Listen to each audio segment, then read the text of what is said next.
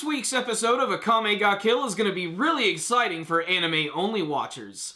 For those that follow the manga version, prepare to be severely disappointed.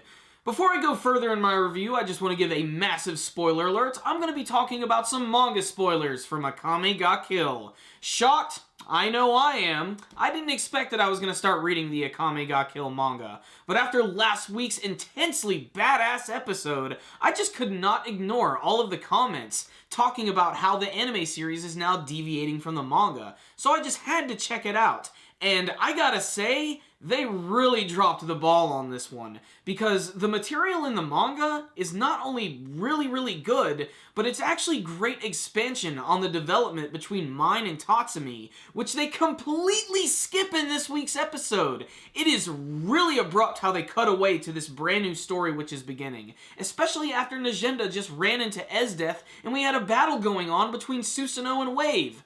What happened? What really went down? Well, you're gonna have to read the manga to find out. However, I'm still not that angry about it, because now I've been introduced to the Akame ga Kill manga series, and it's pretty freaking awesome. I really like it, and honestly, if I continue to like it, I might start reviewing it. I like it that much. But for now, let's just talk about the anime version. Let's try to judge this episode on its own merits. And unfortunately, at the beginning, it completely trips over its own feet, because they pretend like nothing happened in this large period of time after they just had this huge battle, and it really bugs me. We get no development between Mine and Tatsumi, and all the characters are mentioning it. Leone, Lubbock. And that leads us to Lubbock himself, who actually does have a really great episode this week. He has a lot of great action scenes, but when compared to the one in the manga version, it just really pales in comparison. But it's still awesome because we get lots of action. We have this big badass knight character by the name of Budo fighting against Tatsumi, which is very short-lived, but it's exciting, especially when Budo does that one big lightning attack and just shocks him, and you can tell through the voice actor's voice acting that he was really showing how devastating that was. But then we have Lubbock versus Shora. And Shora is a really important character from the manga. He's the son of the minister, and he also happens to be the leader of this group in the manga, which is known as Wild Hunt.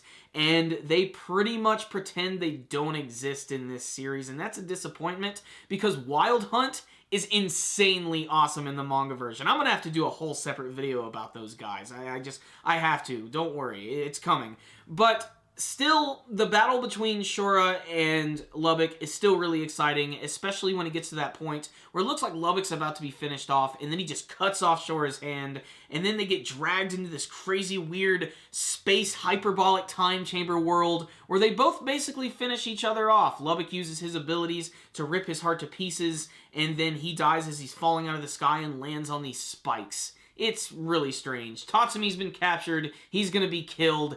End of the episode. What's the rundown on this week's episode of Akame ga Kill? It was still pretty good despite the fact that it is deviating from the manga material. It's just really sloppy in how they're handling it, especially in the first half of the episode, how they just skip so much important material and character development. And God, it's so disappointing that there's just... They introduced the character of Shora early in the series, and they made him seem like he was going to be so important, and he is in the manga version. And they kill him off, just so easily, and I don't know, it's disappointing. You know, the fight was still good. It was still really entertaining, and I especially loved when they went into that weird world. I just loved the colors of it. I thought that was really cool. Everything just popped there. Budo versus Tatsumi was short-lived, but at least it was exciting, but it could have looked a little better.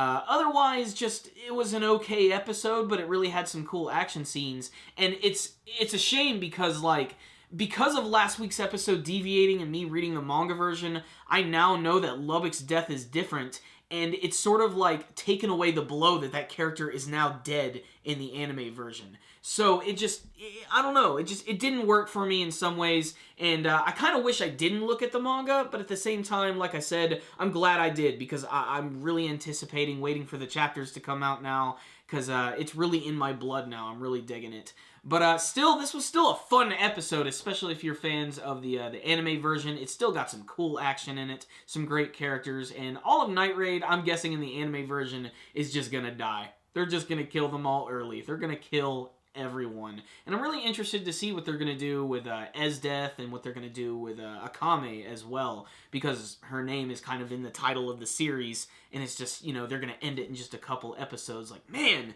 this is a series that maybe would have worked better as an OVA. Like, just make it a nice, slow-burning, super high-quality series, but they decided to jump the gun. I'm guessing the manga series sold really well and became really popular, so they decided to make an anime version.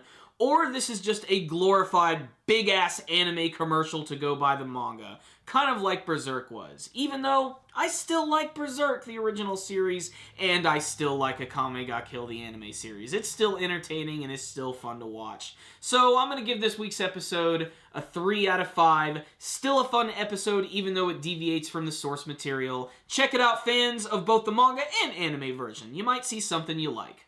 Thank you guys for watching my review. If you liked this video, please give it a thumbs up. And please tell me what you thought about this week's episode of Akame ga Kill. Are you steamed about it deviating from the manga material? Or are you kind of happy to see something kind of new and fresh? And are you going to start reading the manga version? And if possible, would you like to see more Akame ga Kill anime in the future? Maybe like a Brotherhood version.